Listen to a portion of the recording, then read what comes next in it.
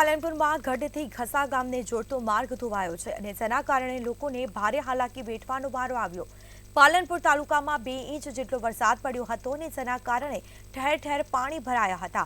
ત્યારે આ વરસાદથી ગઢથી ખસા જવાનો માર્ગ બંધ થતા વાહન ચાલકો અટવાયા હતા।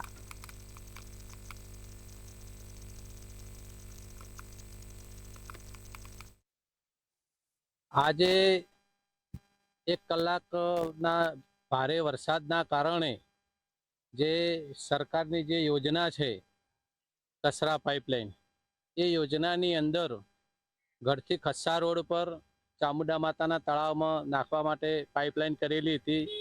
એ નબળી કામગીરીના કારણે રોડ વચ્ચેથી તૂટી ગયેલો હતો। આ લોકો જે પાઇપલાઇન કરે છે અને પાસે જે રોડ તોડી અને જે એનું મટીરિયલ નાખવા, બિલકુલ મટીરિયલ કોઈ નાખતા છે નહીં, ખાલી માટીથી પૂરી દે। વરસાદ આવે એટલે સીધું આવી પૂરાઈ જાય છે। અને હાલ બી અહીંયા ગઢથી ખસા રોડ પર મોટું ગાબડું પડ્યું છે।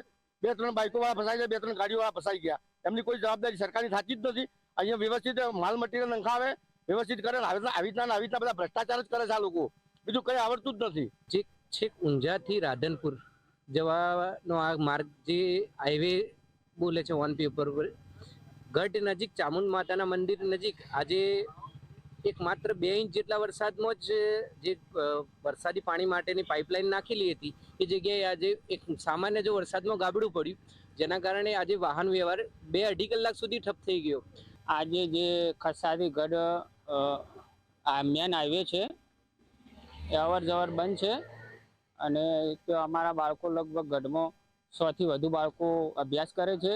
તેમને અવર જવર માટે તાત્કાલિક ધોરણ માટે અમારા જે મેન ધંધો છે ગઢમાં જ છે, હીરા ઘસવાના બધું મેન એ ત્યાં જ છે।